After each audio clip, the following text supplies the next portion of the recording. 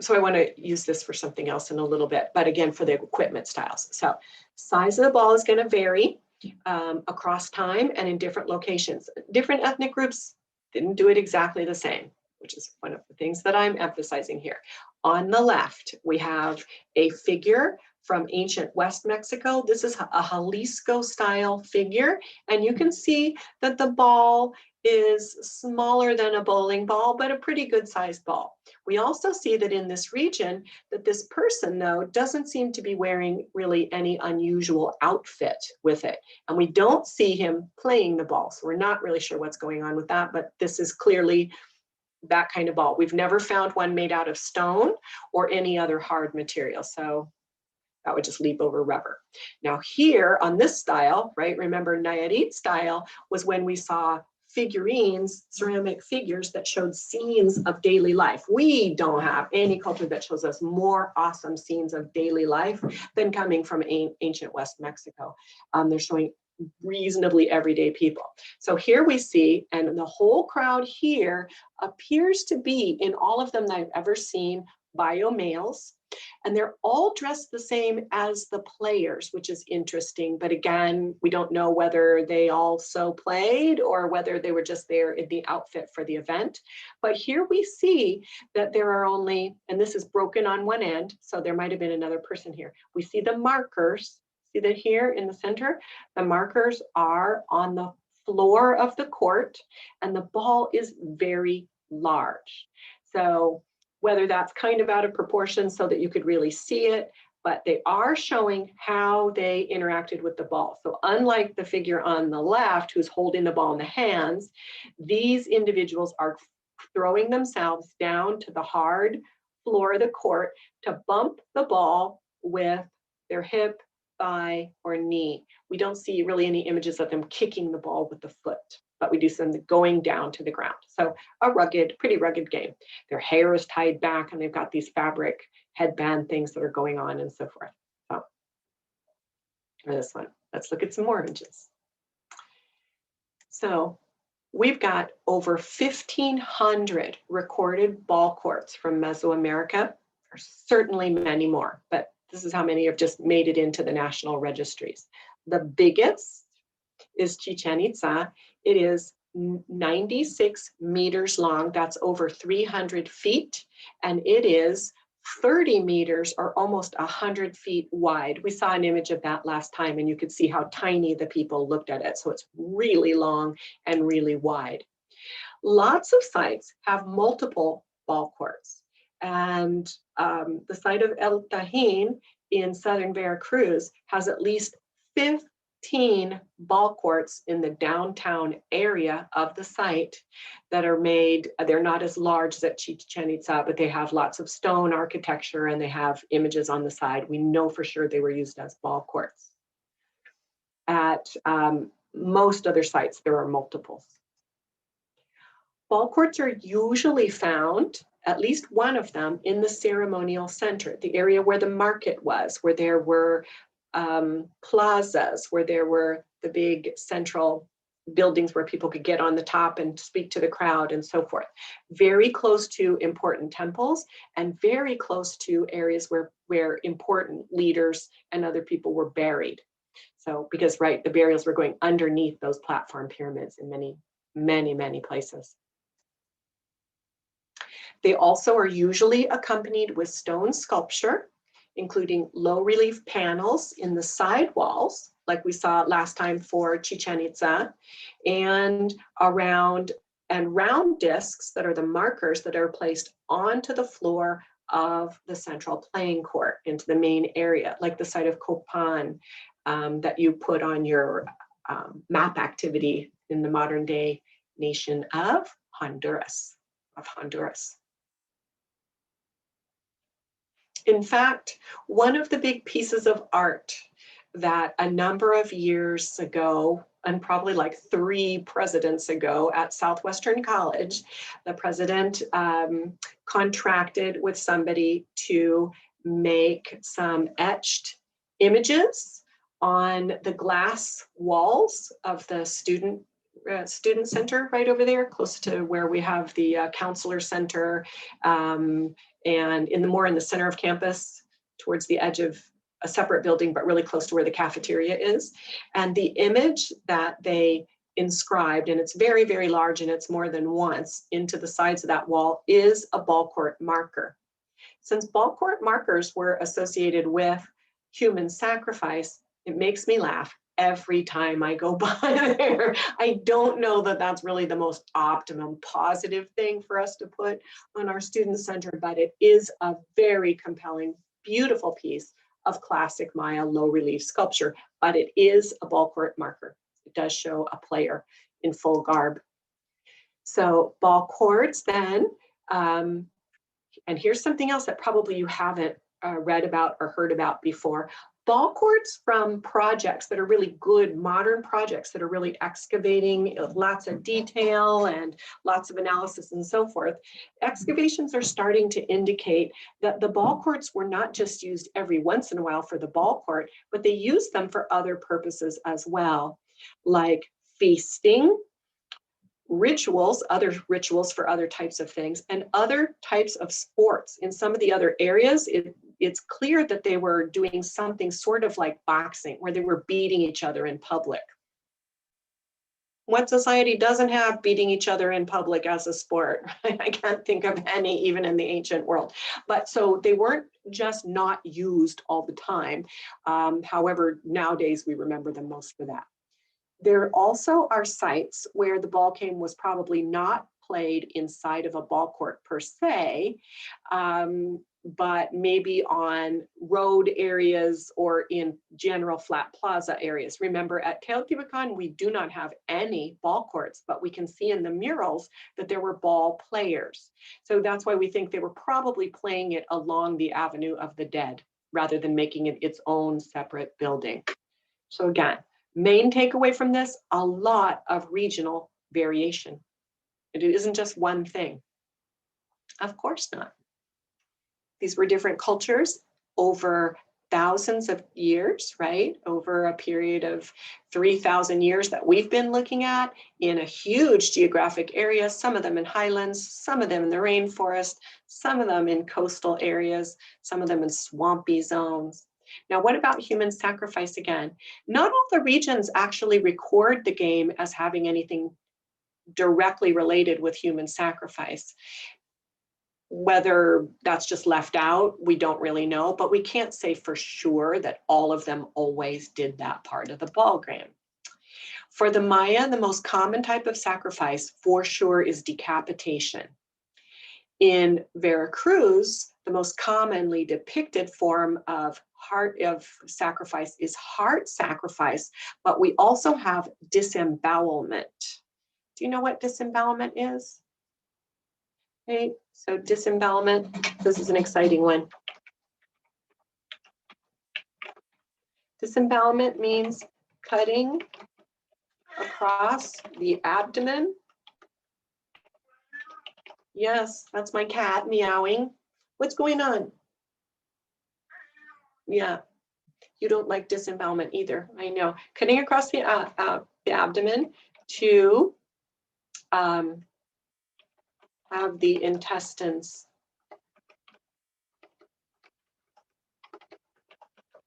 removed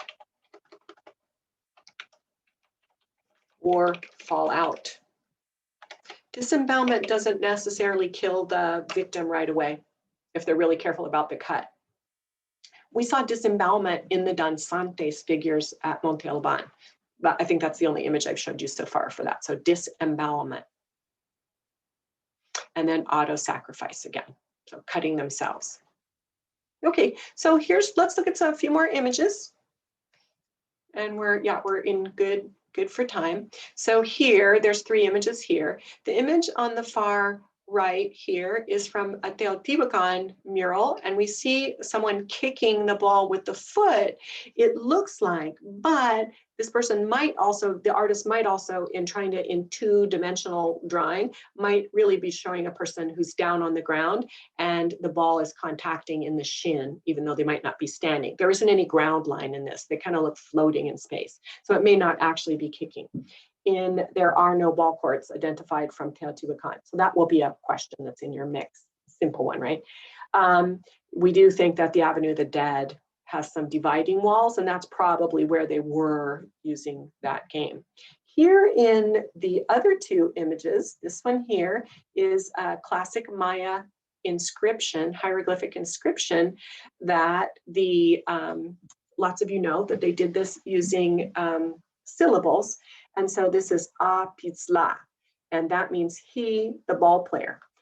Yucatec Maya is the form of Maya still spoken that's the closest to the language that we're speaking when they made these.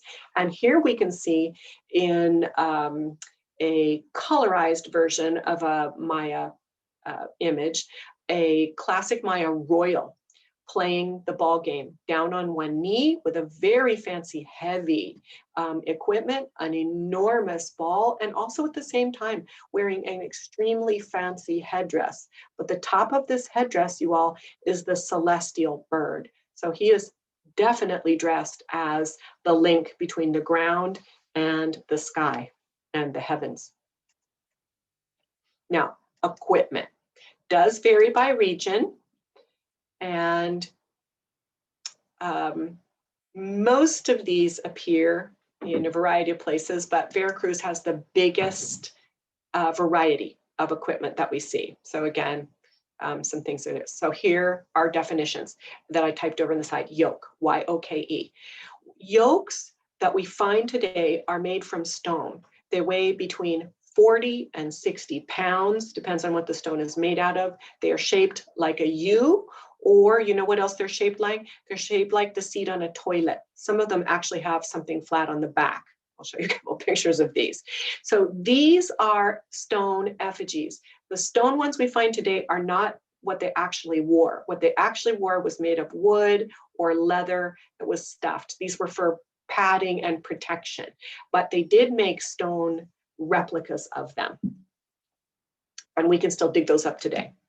A palma. A palma is a piece of stone that was worn along the belt in your midsection. It probably had some symbolic association, but in the areas where the ball was very, very heavy and they were shoving it really hard to each other, if you get a really strong, hard impact in your abdomen, it can actually rupture things inside and the person can die. So it's also protective. So these are, we see also, those were probably also either lighter pieces of wood or made of stuffed leather. And so they are, but we find them in stone, so palmas. And then there's another type called an hacha. Hachas are kind of thinner. They're also made of stone. They have a face or a head on them usually. I'll show you the shapes of them here in a minute, and they're easy or quick to do a quick sketch for those. And then something called a hand stone. Hand stones are the least common of these. Hachas, palmas, and yokes, and especially the stone yoke are the most common. But hachas, we see them in Olmec art. We also see them in the art at Chichen Itza in the late post-classic, but they may not have been used to actually play the game. They might be something that was used at the end of the game. So more common in the Gulf Coast. So why would we see hand stones in the art of Chichen Itza? Because of that Putun integration, right? The trading of ideas, of items, of symbols of things, that they learned about this for these Gulf Coast traders who were also ethnically somewhat related Maya people. So this is a yoke. Stone yokes usually depict, if it's anything that we can really see, amphibians. They look very toad-like. So in this one, let me do my marker real quickly so you can just see it a little bit better. I'm gonna do it in orange. For this one, they're made in different types of stone, but they almost always look like this. Here, this is an eye, and here's its nose, right here, the two sides of the nose, and here's its tongue hanging out. There, look, so this one looks toad-like. It's got, here's one leg, and the other leg is back here. This one is basalt. It's gorgeous. There are some that are fancier, and there are some that are virtually plain, but this one is in very, very good condition. So this is a yoke. So if it's got this kind of shape, right? Like a U, or some of them are closed on the back, so they can look like toilet seats. They have an open area in the back because the one that was actually worn, which is probably padded leather, you would slide in from side to side to protect your abdomen. It was worn above the hip bone. Sometimes they're really, really sacred and valuable because they were made in greener stones. Here's one almost exactly the same design, but it is in green stone. Here's one in a browner stone. And in this case, there's some legs going on here, but we also see a human face coming out from the front. So these are way too heavy to have been actually used for play. So we know that they are replicas of the actual equipment. So, but this is the most common design for them, looking like these critters, right? At the surface of the water, making the link between the lower world and the ground and the sky. Achas. Achas are flattened, so they're very narrow. So when you see a photo where they're trying to show you what they look like, you're going to see them from the side. And they're called this because they sort of have a blade-like shape to them. Achas usually, we see them in the art as being attached over the top of the yoke, the abdominal protector. And they usually have a face in them, but they're very fancy. These are both from Veracruz and are really, really cool ones. So here we see a human face here in this front part, right? That's not too hard to see.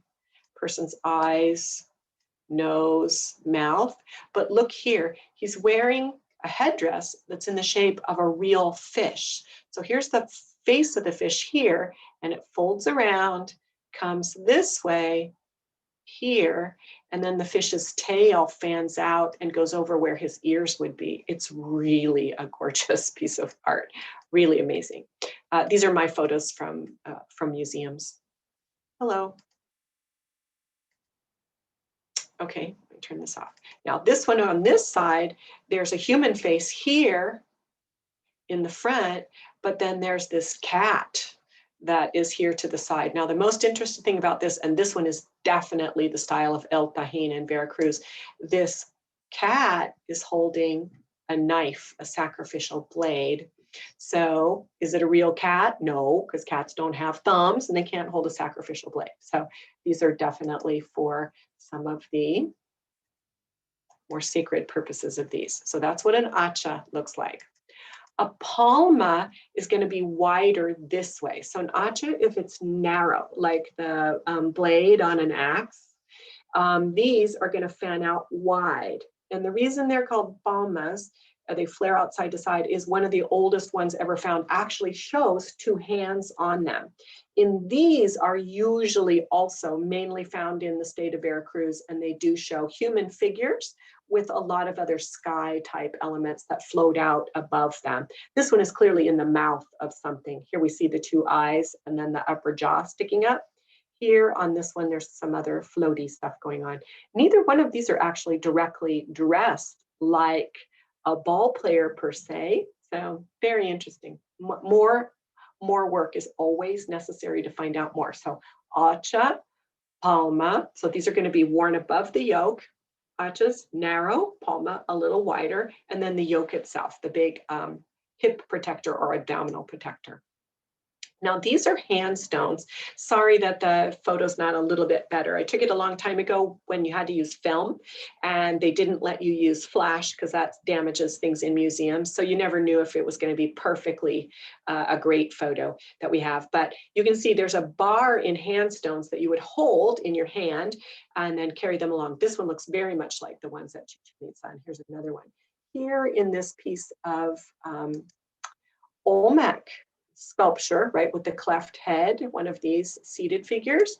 We see that here in this hand. And then we see it coming around here, that the person is holding the hand stone and his fingers are right here. So he's sticking it through the hole, like right through here, and holding on to it. But he's not dressed like a ball player. So we're not really sure. That's why previously I mentioned in the text part of this, that it may be that the hand stones were used after the game was over, and they're going to be something that has to do with the sacrificial or end part of the game. How exactly? We just have to wait till we see a better image, but hand stones.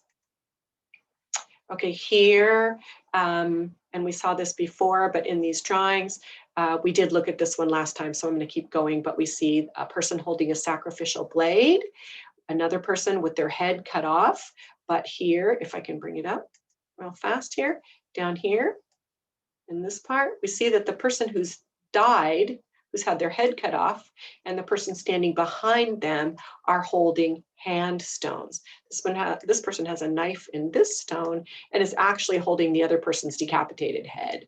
So hand stones. Here is the yoke. So he's wearing his ball player yoke, and this is a hacha sticking out from it, a large stone piece sticking forward. I know some of you it's a little bit hard to see.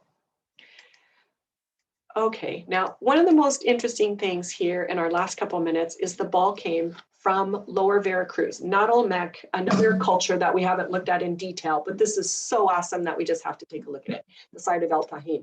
El Tajín is well set up for visitors. It's not too hard to get there. It's a little bit hard to find it the last time that I went and drove with some friends to try to find the entrance, because it's very tropical in this area and there's a lot of plants, and the plants were growing over the side. In fact, we stopped, asked some kids walking on the road, and they said, oh yeah, you passed it, turn around, and we found it.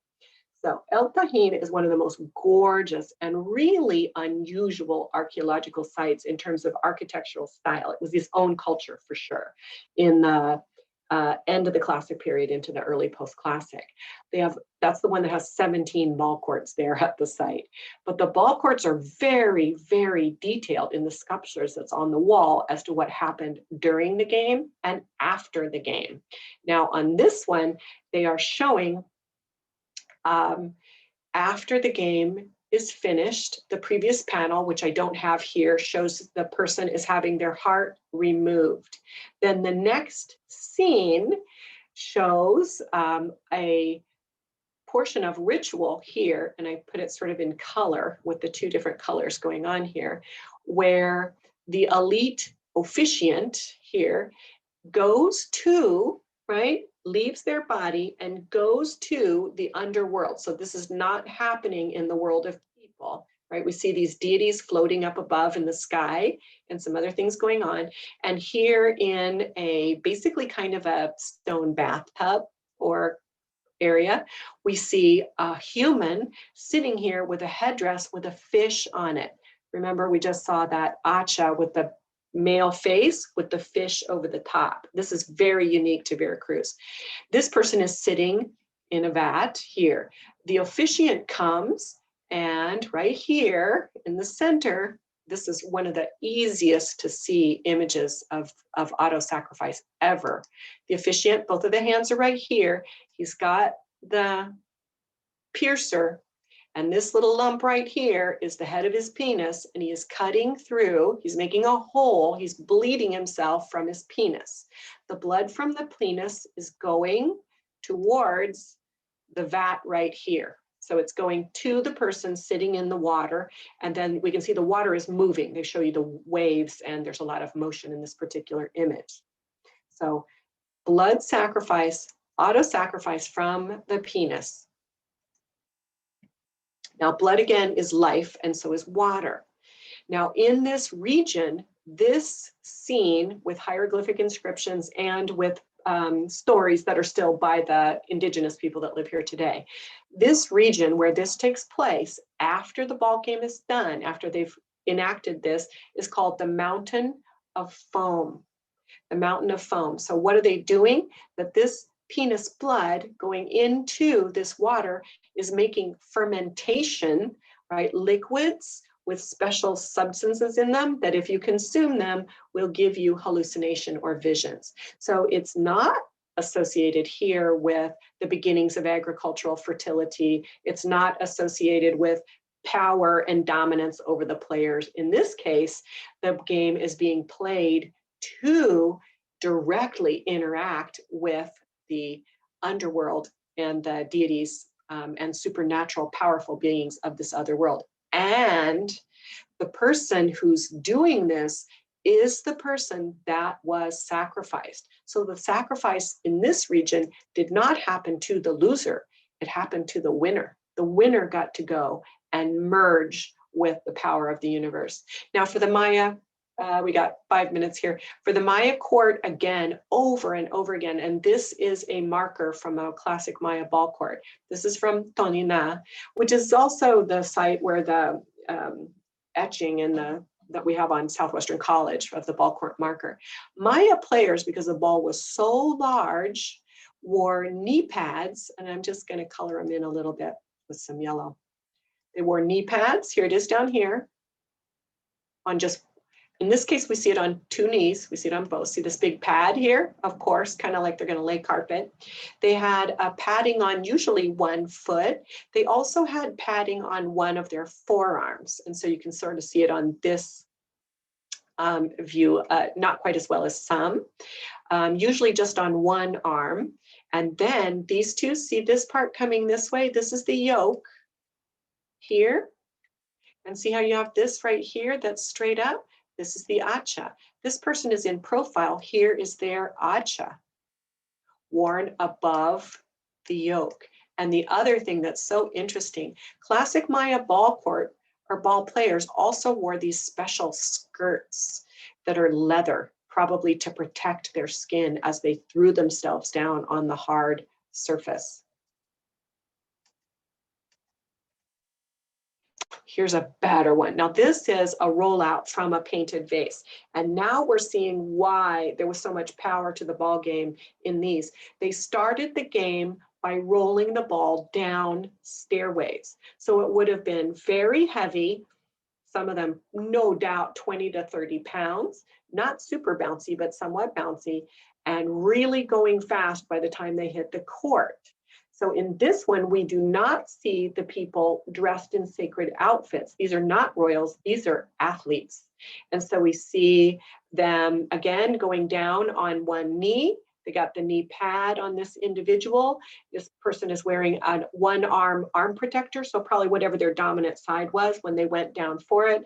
They've got the yoke on here and a bunch of other padding, and then these bigger, heavier things. And then we see these individuals up here who aren't paying very much attention, who are apparently the ones that pushed the ball down the stairway. Here's one from the side of Yaxchilan, again showing, see the wristlets, we got the big yoke here, a big skirt flaring along behind. You can see the outline to the knee pad. And here, the stairway with a really big ball coming down the stairway. So Maya ball courts. Maya like things big. Here's another really big one. This one has the forearm padding, the giant padded yoke, and the big leather skirt that's being worn down behind. And again, the stairway panel. So not necessarily how the game was played in every other area. The Maya were a little bit different. They had more. In this one, they're associating the ball with a sacrifice, with a human sacrifice. We see a bound captive as part of it. But again, coming down the stairway towards, in this particular case, this player was a royal enacting the game. Knee pad, heavy yoke, and a little bit where you can see the acha that was there. Okay, so that's good for us. And hopefully with this one today, that, yes,